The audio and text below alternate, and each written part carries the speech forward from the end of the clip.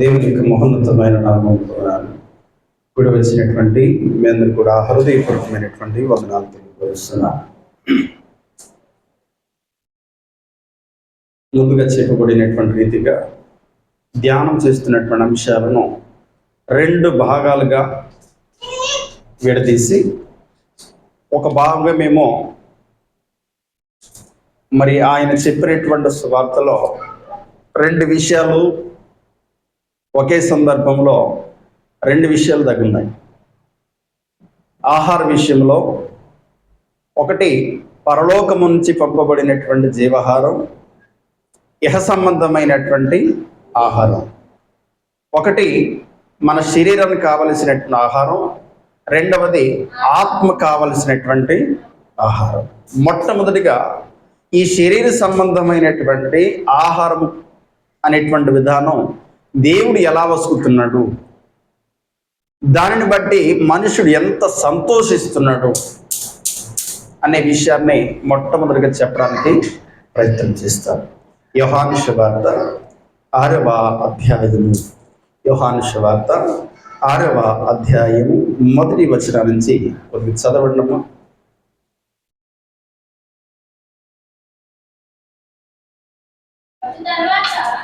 అటు తర్వాత యేసు తిబేరియా సముద్రము అనగా గలిలయ సముద్రము దాటి అద్దరికి వెళ్ళెను.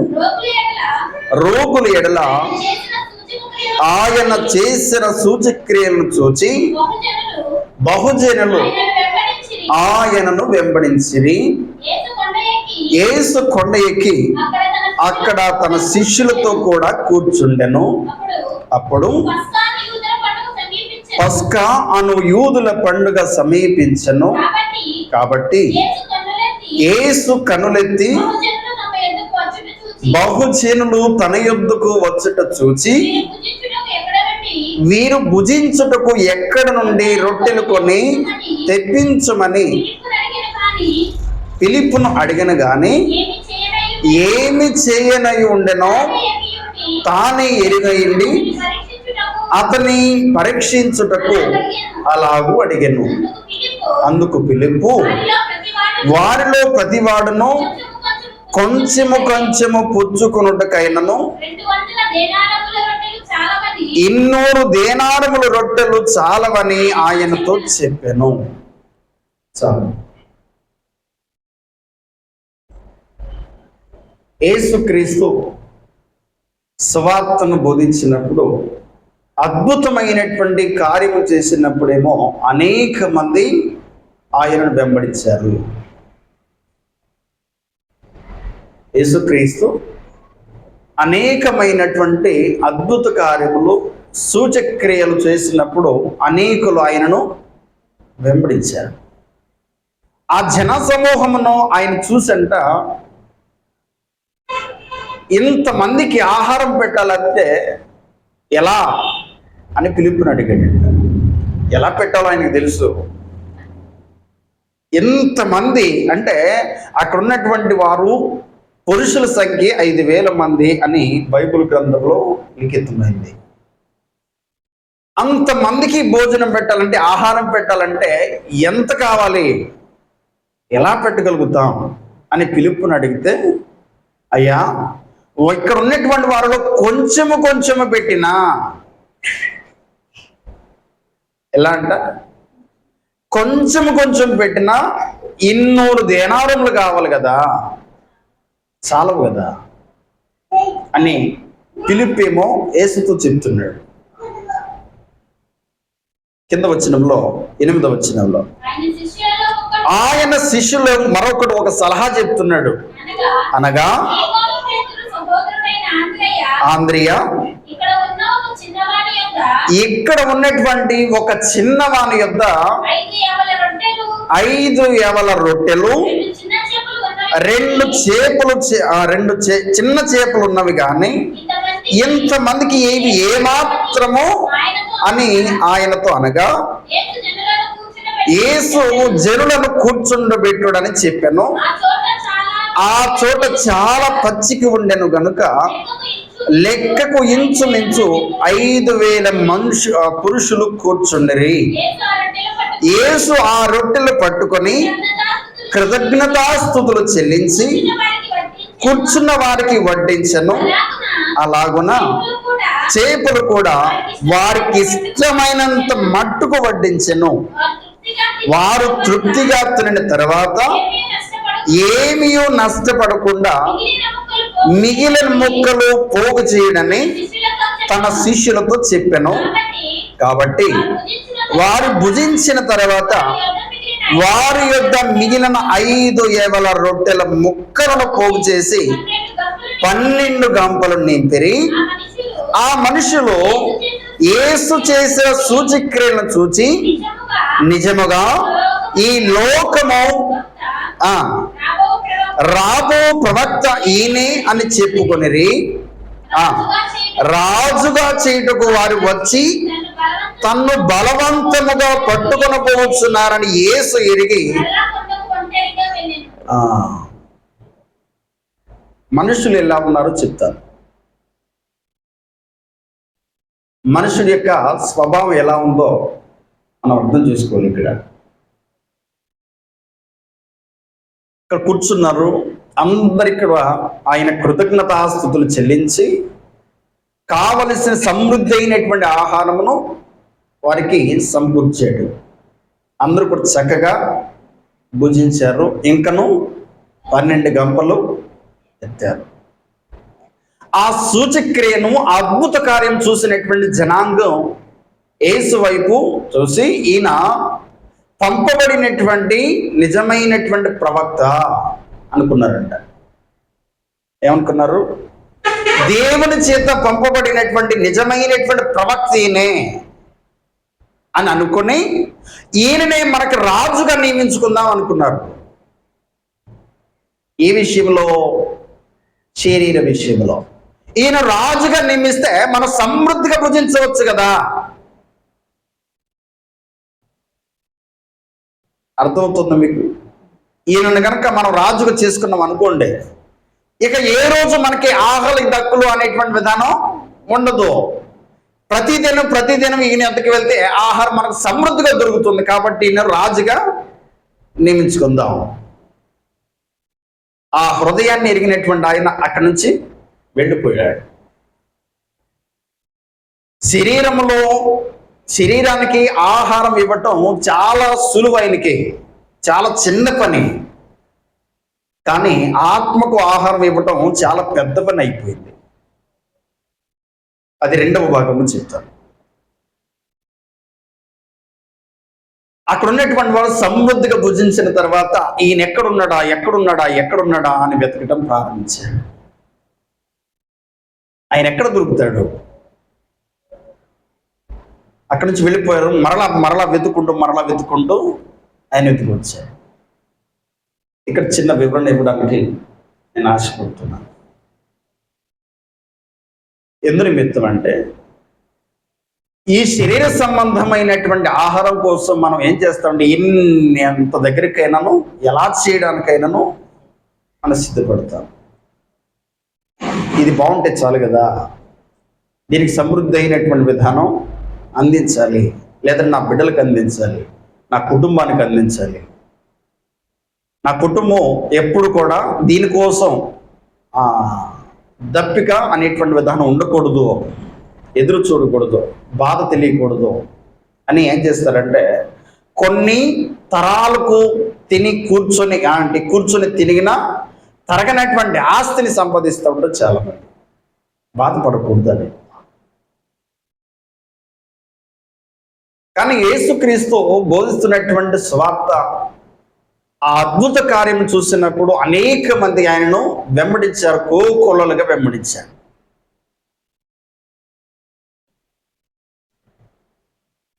లేకపోతే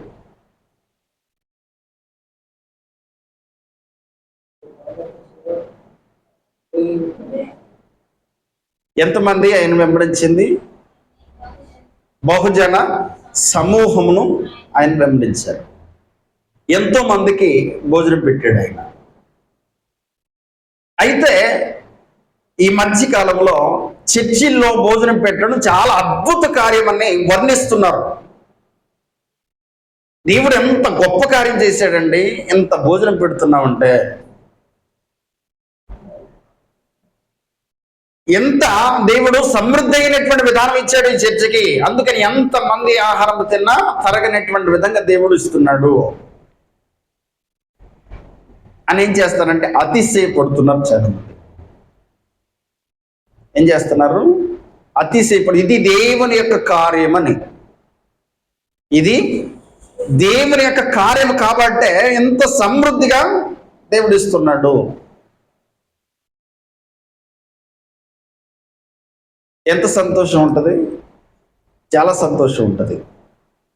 కానీ వాక్యము సూటిగా మాట్లాడుతున్నటువంటి విషయం కనుక అర్థం చేసుకున్నట్లయితే 26వ వచనం, 23వ వచనం ఒకసారి చదవండి. 22వ వచనం నుంచి, మరునాడు సముద్రపు అద్దర నిలిచి ఉన్న జన సమూహములు వచ్చి చూడగా ఒక చిన్న దోణి తప్ప అక్కడ మరి ఒకటి లేదనియు, యేసు తన శిష్యులతో కూడా దోణి ఎక్కలేదు కానీ ఆయన శిష్యులు మాత్రమే వెళ్ళిరనియో తెలుసుకొనిరి.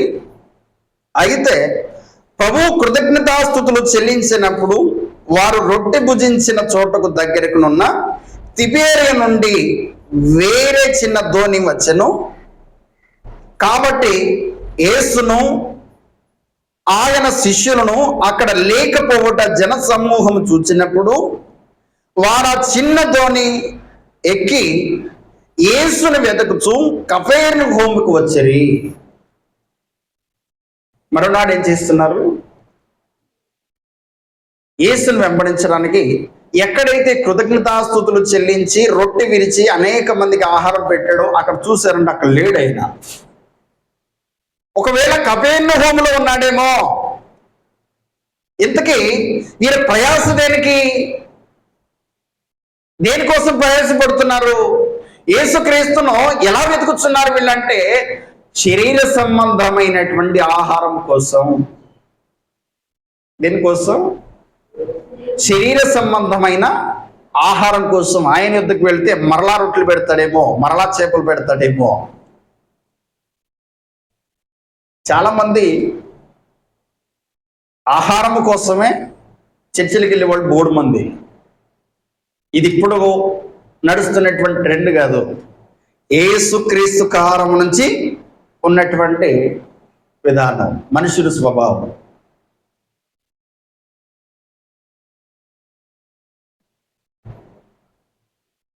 మామూలుగా అయితే వాక్యము ప్రకటించబడి ప్రతి దినం ప్రతి ఆదివారం కూర్చున్నటువంటి సమకూర్చున్నటువంటి ఆ చర్చి వస్తున్నటువంటి మెంబర్స్ మా అయితే ఒక 50 మందో ఒక 100 మంది ఉంటారు. లేదు బాహాటముగా చక్కగా సమృద్ధి అయినటువంటి ఆహారం దొరుకుతుందంటే ఆ రోజు 1000 మంది ఉంటారు. ఇంతకీ దేనికి వచ్చినట్లు వాళ్ళు? దేనికి వచ్చినట్లు?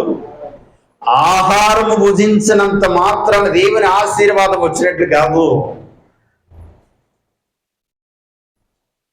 దేవుని యొక్క సన్నిధిలో ఆహారము, ఇక్కడ క్షేమైనటువంటి ఆహారం భుజనించినంత మాత్రము చేత ఏదో దేవుని యొక్క గొప్ప వరం వచ్చేసిందని అనుకుంటున్నారేమో. చాలా మంది ఇలా అపోహలను జీవిస్తున్నారు. ఎంత గొప్పదండి దేవుని భోజనం తిన్నాం మేము. ఏమనుకుంటారు? దేవుని భోజనం తినండి ఎంత భాగ్యం కావాలండి. మామూలు భోజనం కాదు. ఏం భోజనం అది? దేవుడు భోజనం. మేము ఎక్కడికి వెళ్ళామంటే దేవుడు భోజనానికి వెళ్ళాం. ఎక్కడికి వెళ్ళారు? దేవుడు భోజనాలకు వెళ్ళారు. చర్చిలో ఎక్కడికి వెళ్ళారు? దేవుడు భోజనాలు పెట్టారు కాబట్టి వెళ్ళాం, భుజించాం. భుజించవద్దని నేనేం చెప్పట్లేదు, కానీ మీకు ఆ హృదయం దేని వైపు లక్ష్యం చూస్తుంది? దేని వైపు చూస్తున్నారు? దేనికోసం పరిగెత్తుతున్నారు? కింద అంటున్నాడు యేసుక్రీస్తు చాలా ఖండితంగా మాట్లాడుతున్నాడు 26వ వచనంలో. 25వ వచనంలో, యేసుని వెతుకుచూ కపెర్నహూముకు వచ్చిరి. సముద్రపు అద్దరిని ఆయనను కనుగొని, బోధకుడా, నీవెప్పుడు ఇక్కడికి వచ్చితివని అడుగుగా, అక్కడ ఉన్నటువంటి వారు అడుగుతున్నారంట, అయ్యా నువ్వు ఎప్పుడు వచ్చేసావు ఇక్కడికి? వాళ్ళేమో అడుగుతున్నారు, వెతుకుతూ యేసుక్రీస్తుని వెతుకుతున్నారు. దేనికోసం? క్షయమైనటువంటి ఆహారం కోసం. దేనికోసం? శరీర సంబంధమైనటువంటి ఆహారం కోసం. దేనికోసం? చేపల కోసం, రొట్టెల కోసం.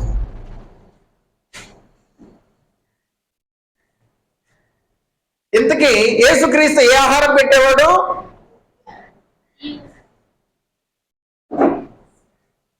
ఏ ఆహారం పెట్టేవాడు? జీవాహారం పెట్టేవాడు. వీళ్ళు దేనికోసం ఎదుగుతున్నారు? క్షయమైనటువంటి ఆహారం కోసం. ఇక్కడ చర్చిలో భోజనాలు పెట్టినంత మాత్రం గొప్ప కార్యమేం కాదు. మేము భోజనాలకు ఫలానా ఇంత ఖర్చు చేసాం కాబట్టి దేవుడు ఇచ్చేస్తాడా? అది కార్యమేం కాదు. చాలా మంది అనుకుంటున్నారు ఇలా, నేను కనీసం 100 మందికి పెట్టాను కాబట్టి భోజనం ఏదో సమృద్ధి అయిన విధానం దేవుడు నాకు ఇచ్చేస్తాడు అని. ఈ మధ్యకాలంలో నా స్నేహితుడు ఒక వ్యక్తి నాకు ఫోన్ చేశాడు. చాలా అప్పులు బాధలు ఉన్నట్టు పాపం ఆయన. ఓ పాస్టర్ గారి దగ్గరికి వెళ్తే ఆయన అన్నాడంట, 3 రోజులు ఉపవాసం అంటే ప్రార్థన చేయండి, 3వ రోజున నువ్వు భోజనాలు పెట్టు. 3వ రోజున భోజనాలు పెట్టు.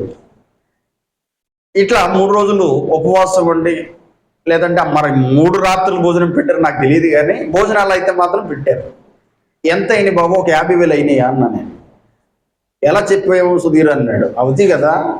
ఏం పెట్టాడు ఎంతకంటే మంచి దమ్ బిర్యానీ పెట్టాడంట. ఏం పెట్టాడు? మంచి దమ్ బిర్యానీ పెట్టాడు. అక్కడ వస్తున్నటువంటి వారు సమృద్ధిగా తిన్నారు, వెళ్ళిపోతారు, మరలా ఆకలి అవుతుంది. కానీ ఈయనకు వస్తున్నటువంటి ప్రతిఫలం ఏంటంటే 50,000 అప్పు చేసి పెట్టాడు. ఏం పెట్టాడు? 50,000 అప్పు చేసి, అప్పుకి మరొక అప్పు యాడ్ అయింది. ఇక్కడ చెప్తున్నటువంటి విషయం ఏంటంటే, నీకు భోజనాలు పెట్టు, నీకు ఉన్నటువంటి ప్రతి ఒక్కటి కూడా తీరిపోతుందని. తీరిపోతుంది భోజనాలు పెడితే. 1,00,000 రూపాయలు భోజనాలు పెడితే పరలోకం దొరుకుతుందా? 1 కోటి రూపాయలు, కొన్ని బిలియన్ కోట్లు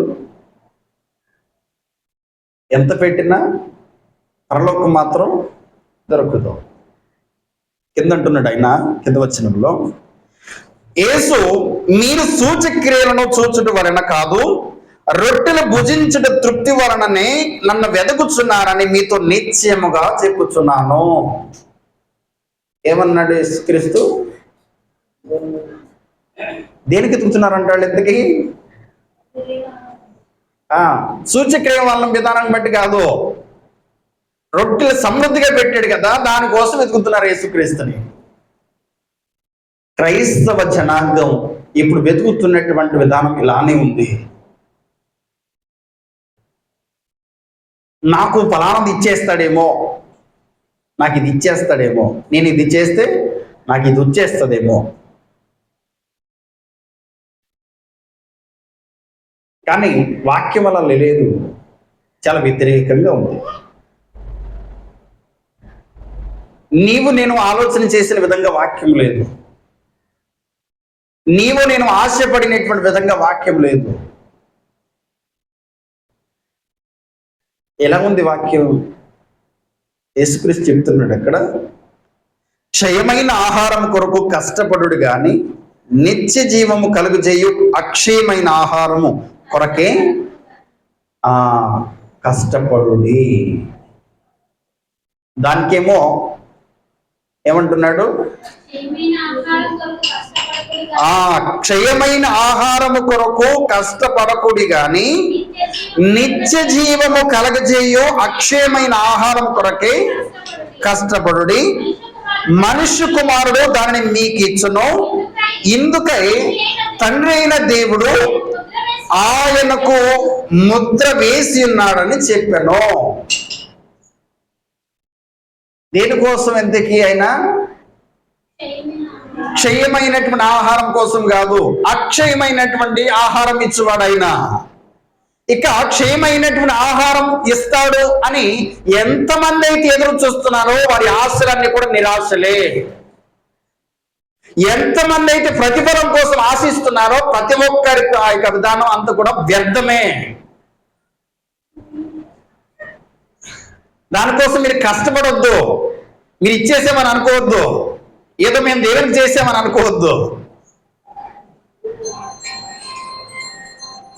మీరు ఇది చేయండి అది చేస్తాడంటే ఏదో వ్యాపారం చేస్తున్నారు దేవునితో.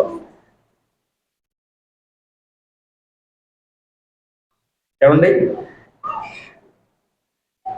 మీకు అర్థమవుతుందని చెప్పే విషయం. మీరు ఇది చేస్తే దేవుడు ఇది చేస్తాడంటే ఇచ్చుపించుకోవడానికి ఇది ఏమన్నా వ్యాపారమా, లావాదేవీలు ఏమైనా ఉన్నాయా దేవుడికి మనకి? ఇంతకీ దేవుడు ఏమిస్తాను అనుకున్నాడు? దేనికోసం వచ్చాడండి ఆయన? దేనికోసం ముద్రించాడు ఆయన? అక్షయమైనటువంటి ఆహారము ఈ ప్రజలకి ఇవ్వడానికి.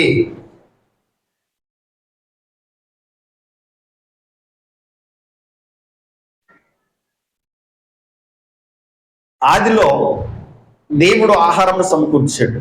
ఎలాంటి ఆహారం అంటే శాకాహారం మాత్రమే, మాంసాహారం ఇవ్వలేదు. మరొకసారి చెప్తాను. అవ్వ ఆదమును నిర్మించిన తర్వాత ఏదైనా తోటలో ఆయన ఉంచినటువంటి ఆ సమయాల్లో ప్రతిదానికి జీవము, ఇక్కడ ఆహారం తినుచున్నటువంటి ప్రతిదానికి కూర మొక్కలు ఇచ్చాడు ఆయన. ఎప్పుడు మాంసం తినేటువంటి స్థితి ఎప్పుడు వచ్చింది? ఆదాము జీవవృక్ష ఫలాలను కోసుకొని తింటాడేమనని ఏం చేశాడు దేవుడు? జీవవృక్ష ఫలాలకు అడ్డుగా కెరూబులను ఉంచాడు, తోలివేసేసాడు బయటికి.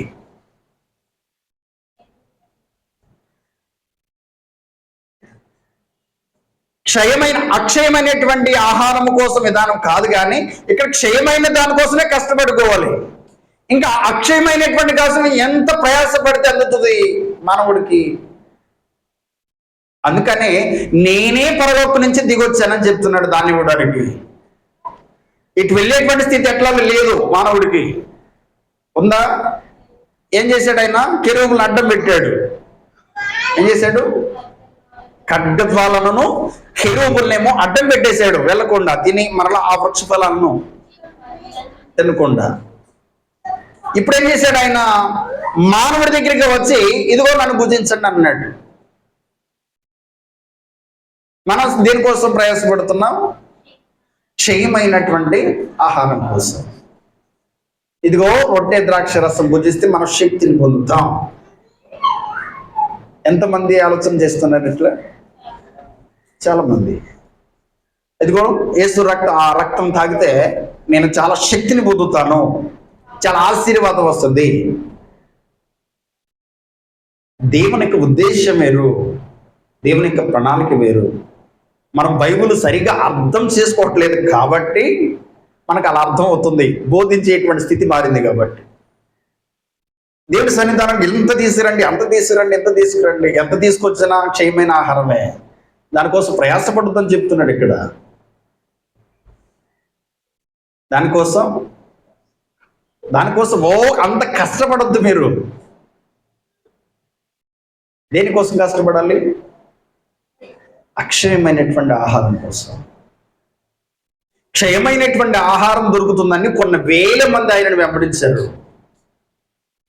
కానీ అక్షయమైనటువంటి ఆహారంకి వచ్చేసరికి తిరిగి వెళ్ళిపోయారు. 12 మంది మాత్రమే మిగిలారు.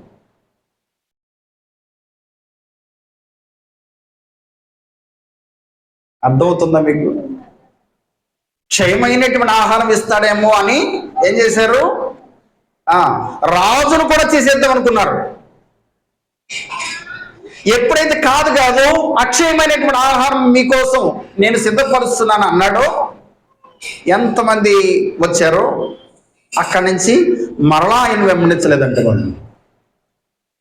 ఎందుకని వెంబడించరు? వీరి యొక్క ఆశ, వీరి కోరిక ఇహ సంబంధమైనదే. వీరి యొక్క ఆలోచన అంతా కూడా ఇహ సంబంధమైనదే. దేనికోసం ప్రయాస? ఇహ సంబంధం. శరీరాన్ని కడుపు నింపుకోవాలి, నా బిడ్డలకి పెట్టాలి, నా పిల్లలకి పెట్టాలి, తరతరాలు నిలిచిపోవాలి. అందుకనే పరలోక రాజ్యమును ఎవరిది అంటే దీనులది అని చెప్పాడు ఆయన. ఎవరిది? దీనులది.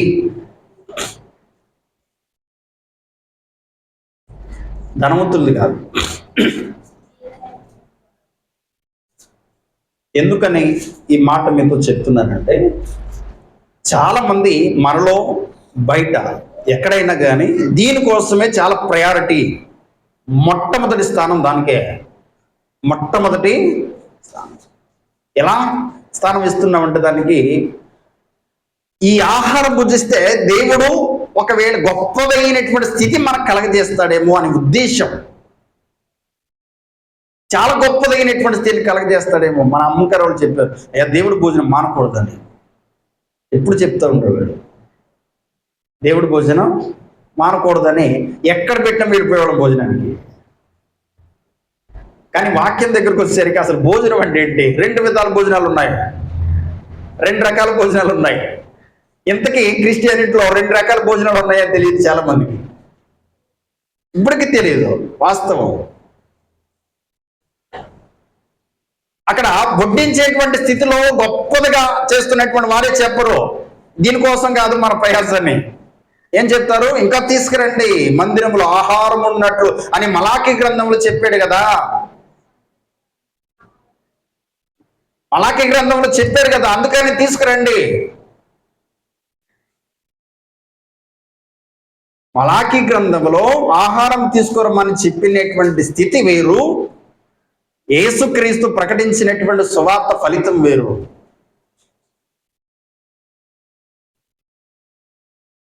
మందిరంలో ఆహారం ఉండాలా? ఉండాలా ఉండకూడదా? మందిరంలో ఆహారం ఉండాలా? ఉండాలి. దానివల్ల ఆశీర్వాదం వస్తుందా? రాదు, రాదు, ఖచ్చితంగా రాదు.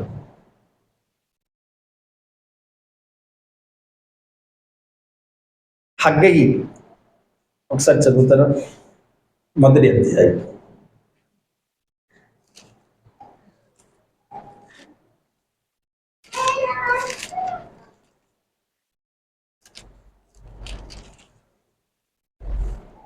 మొదటి అధ్యాయంలో 2వ వచనంలో నేను చదువుతున్నాను. సమయం ఇంకా రాలేదు, యెహోవా మందిరమును కట్టించుటకు సమయం ఇంకను రాలేదని ఈ జనులు చెప్పుచున్నారే. అందుకు యెహోవాకు ప్రత్యక్షమై ప్రవక్తయగు హగ్గయి ద్వారా సెలవిచ్చినదేమనగా, ఈ మందిరము పాడై ఉండగా మీరు సరంబి వేసిన ఇండ్లలో నివసించుటకు ఇది సమయమా? కాబట్టి సైన్యములకు అధిపతియగు యెహోవా సెలవిచ్చినదేమనగా, మీరు ప్రవర్తన గురించి ఆలోచించుకొనండి. మీరు విస్తారముగా విత్తినను మీకు కొంచెమే పండెను. మీరు భోజనం చేసి ఉన్నను ఆకలి తీరుకున్నది, పానము చేయుచున్నను దాహము తీరుకుని ఉన్నది, బట్టలు కప్పుకొనుచున్నను చలి ఆగుకున్నది. పనివారు కష్టం చేసి జీతము సంపాదించుకొనెను, జీతము చీగిపోయిన సంచిలో వేసినట్టుగా ఉన్నది. ఏమంటున్నాడు దేవుడు హగ్గయి ద్వారా? సమయం ఇంకా రాలేదు, యెహోవా మందిరమును కట్టడానికి సమయం ఇంకా రాలేదు అనుకొనుచున్నారంట. అనుకొనుచు సరంబి వేసినటువంటి ఇండ్లలో మీరు నివాసం ఉండుట. ఏమంటున్నాడు? మీరు సరంబి వేసిన ఇండ్లలో నివసించడం ఇది సమయమా? సరంబి వేసినటువంటి ఇల్లు అంటే ఆ కాలంలో చెక్కతో కట్టినటువంటి ఇల్లు. ఆ కాలంలో చెక్కతో కట్టినటువంటి ఇళ్లలో చక్కగా నివసించు ఇది సమయమా? కాదు కదా. అది నూతన నిబంధనకు వచ్చేసరికి అక్కడేమో గుడార సంబంధమైనది, ఇహ సంబంధమైనటువంటి దేవుని మందిరం. క్రొత్త నిబంధనకు వచ్చేసరికి దేవుని మందిరం ఏమైందమ్మా? హృదయమే దేవుని మందిరం అయిపోయింది. ఇక్కడ హృదయం అనేటువంటి మందిరం కట్టుకొనక సమృద్ధిగా పూజిస్తున్నాను, సమృద్ధిగా సంపాదించుకుంటున్నానంటే ఇది వ్యర్థం కదా అంటున్నాడు ఆయన. ఆ గుడారం నువ్వు కట్టినట్లయితే చక్కగా నివసించడానికి యోగ్యమైన విధానం దేవుడు అక్కడ ఏర్పరుస్తాడు. మనుషుడి ప్రయాస అంతా కూడా దేనికోసం? క్షయమైనటువంటి దానికోసం. దేనికోసం కష్టపడినని చెప్తున్నాడు? అక్షయమైనటువంటి ఆహారం కోసం. శరీరము సుఖము అనేటువంటి విధం కాక అక్షయమైనటువంటి ఆహారం భుజించాలంటే మనిషి ఏ స్థితి కలిగి ఉండాలి?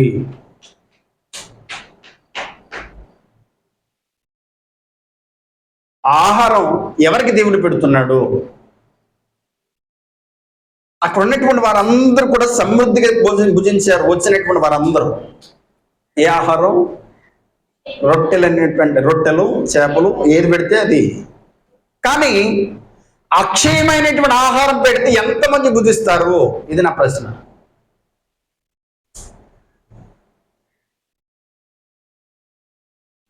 అక్షయమైనటువంటి ఆహారంలో రుచి ఉంటుందా?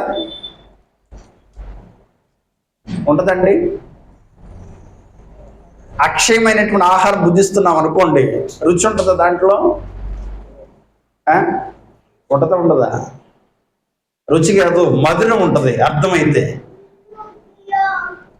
ఎంత మధురంగా ఉంటుంది. అర్థం కాకపోతే ఏది ఉండదు. వచ్చి వెళ్ళినా ఏమి ఉపయోగం ఏమి లేదు. ఇక్కడ క్షయమైనటువంటి ఆహారం కోసం ఎంతమంది అయినా భుజించవచ్చు, కానీ అక్షయమైనటువంటి ఆహారం భుజించడానికి కొన్ని క్వాలిటీస్ ఉండాలి. ఒక రాజు విందు చేశాడు తన పెళ్లి కుమారుడికి. ఎలా రావాలంట? దానికి ప్రశస్తమైనటువంటి వస్త్రములు ధరించుకుని రావాలంట. అంత రాజు విందు చేస్తున్నాడంటే దాని హోదా తగ్గట్టే ఉండాలి కదా. ఈ వ్యక్తి ఏం చేశాడు? చక్కగా పొలం పని చేసుకున్న టపాటా వచ్చేసి కూర్చున్నాడు. ముందు తీసుకువెళ్ళి కటిక బిలాంలు వేసేయండి అన్నాడు. ఎక్కడ? కటిక బిలాంలు వేసేయండి అన్నాడు. అంటే ఏదైతే రాజు యొక్క ఉద్దేశం ఎలా ఉండాలి అని అనుకుంటున్నాడో ఆ రాజుకు తగ్గ విధంగా ఆ వ్యక్తులు ఉంటే తప్ప దానికి ఆహ్వానించబడినటువంటి వారు కారు, ఆ స్థితి కలిగినటువంటి వారు కారు.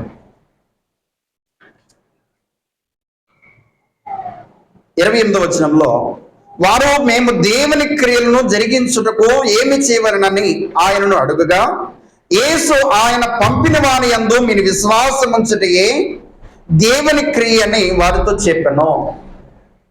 యోహాను సువార్త 6వ అధ్యాయం. ఏమనుకుంటున్నారు అక్కడ వాళ్ళు? మనుష్య కుమారుడు దాన్ని మిక్కిచ్చుటక ఎందుకై తండ్రి యొద్ద నుండి దేవుడు ఆయనకు ముద్ర వేసినాడని చెప్పాను. వారు మేము దేవుని క్రియలు జరిగించుటకు ఏమి చేయవలనని ఆయనను అడుగుగా, ఎలా అడుగుతున్నారు? దేవుని క్రియలు చేయడానికి మేమేం చేయాలి? ఇక్కడి నుంచి నేను 2వ భాగములు వివరించడానికి ప్రయత్నం చేస్తాను. దీనికి ముగింపిస్తాను.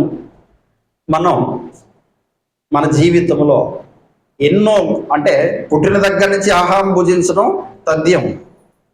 3 పూటలు తినాలి, లేదా 2 పూటలైనా తినాలి, లేకపోతే 1 పూట అయినను తినాలి. ఇది లేకపోతే ఈ శరీరం బలహీనమైపోతుంది. ప్రతిరోజు ప్రతిరోజు ప్రతిరోజు భుజించాలి. కావలసినటువంటి శక్తి సామర్థ్యం దానికి ఇవ్వాలి. ఇక్కడ గమనించవలసిన విషయం ఏంటంటే, ఆహారం శక్తినిస్తుందా? తినినటువంటి ఆహారం శక్తినిస్తుందా?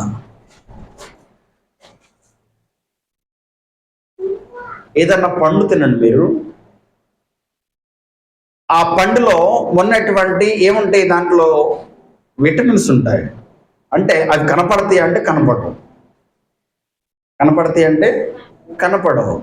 దాన్ని తిన్న తర్వాత దానిలో వస్తున్నటువంటి సారం ఏం చేస్తుంది అంటే శరీరానికి కావలసినటువంటి శక్తిని ఇస్తుంది. వేస్ట్ అంట మరలా బయటకు వచ్చేస్తుంది. వేస్ట్ అంట మరలా బయటికి వచ్చేస్తుంది. ఏది శక్తిని ఇస్తుంది అంటే దానిలో కనబడినటువంటి ఏదో ఒకటి దానిలో దేవుడు పెట్టాడు. అది ఈ శరీరానికి శక్తిని ఇస్తుంది, బలాన్ని ఇస్తుంది, కావలసినటువంటి ఆరోగ్యాన్ని ఇస్తుంది. వ్యాధిగ్రస్తమైనటువంటి విధానం, దాన్ని పోరాటపడ్డ స్థితిని శరీరం ఇస్తుంది. ఇన్ని ఉంటాయి దాంట్లో. ప్రతి ఒక్కటి దేవుడు ఇక్కడే పెట్టేశాడు, దీనికి కావలసిందని. మరొకటి వచ్చింది మనలోకి, ఏమొచ్చింది? జీవాత్మ వచ్చింది. దీనికి కావలసినటువంటి ఆహారం ఇక్కడే దొరుకుతుంది, పర్వాలేదు దానికి. మరొకటి వచ్చింది దేవుని యొద్ద నుంచి, ఇదే ప్రాబ్లం. ఏమొచ్చింది? జీవాత్మ వచ్చింది. ఏమొచ్చింది? జీవాత్మకి జీవాహారం కావాలి, క్షయమైన ఆహారం కాదు. శరీరానికి ఏమో క్షయమైనటువంటి ఆహారం, దేవుని వద్ద నుంచి వచ్చినటువంటి ఆత్మకేమో ఆహారం పెడితే కానీ అది సమృద్ధిగా ఉండదు, శక్తిని పొందుకోదు. దానికోసం ఎవరు ప్రయాసపడుతున్నారు? కనీసం అది ఉందని కూడా తెలియదు మనలో కనీసం అది ఉందని గుర్తించట్లా. అది బాధాకరం. కాబట్టి మనం దేని యందు లక్ష్యం ఉంచుతున్నాం? ఏ ఆహారం కోసం ప్రయాసపడుతున్నాం? ఈ ఆహారం భుజిస్తే శక్తి వస్తుందా? ఏం పొందుతావు?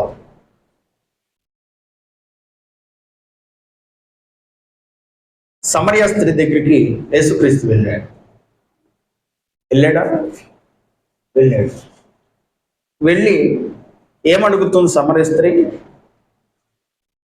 ఏమని మాట్లాడుతున్నాడు? ఎందుకైనా నాకు దాహమునికి ఇమ్మనేమో ఆవిడని అడిగాడు ముందు. ఆవిడేమో ప్రశ్న వేసింది, సమరయులు అయినటువంటి మేము, యూదుడమైనటువంటి నీవు దాహానికి మమ్మల్ని ఎలా అడుగుతున్నావు? ప్రశ్న వేసింది. ఆయన ఏం సమాధానం చెప్తున్నాడు అక్కడ?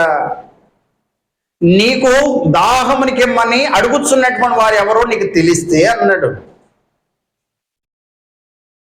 ఎక్కడుందా వచ్చినాం? ఎక్కడుందమ్మా?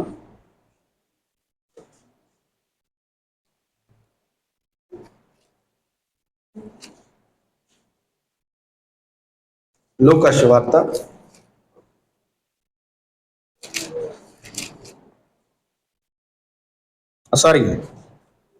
యోహాను సువార్త 4వ అధ్యాయం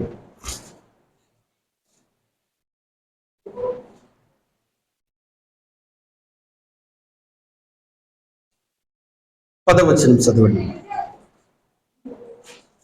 అందుకు యేసు, నీవు దేవుని వరమును నాకు దాహమునికిమ్మని నిన్ను అడుగుచున్న వాడెవడో అది ఎరిగి ఉంటే నీవు ఆయనను అడుగుదువు, ఆయన నీకు జీవజలమునిచ్చునని ఆమెతో చెప్పాను. అప్పుడు స్త్రీ, అయ్యా ఈ బావి లోతైనది, చేదుకొనుటకు నాకేమీ లేదే, నీకేమీ లేదే, ఆ జీవజలము ఎలాగ నీకు దొరుకునో తనను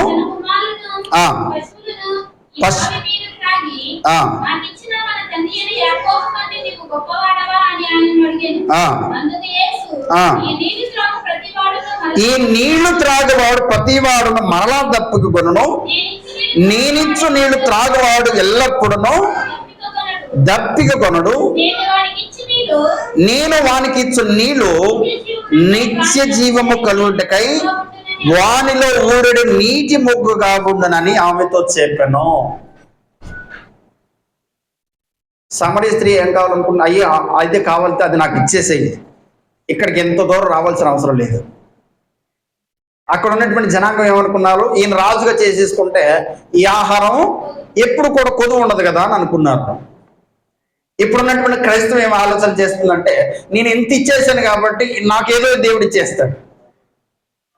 సమరయ చేసినటువంటి ఆలోచన, అక్కడ ఉన్నటువంటి వారు భుజించినటువంటి ఆహారం ఏదైతే ఉందో, చేపలు ఏదైతే భుజించారో 5,000 మంది, వారికి ఉన్నటువంటి ఆలోచన, ఇప్పుడు క్రైస్తవ జనాంగంలో ఉన్నటువంటి ఆలోచన అంతా కూడా ఒకటే, క్షయమైన దానికోసమే ప్రయాసపడుతున్నారు. ఇంతకీ యేసు ఆ వారికి అర్థం కాల?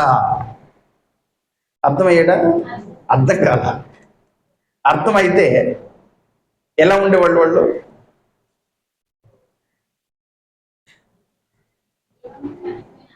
అది 2వ భాగంలో చెప్తారు. ఆ అర్థమైతే క్రీస్తు ఎలా ఉండేవాడు.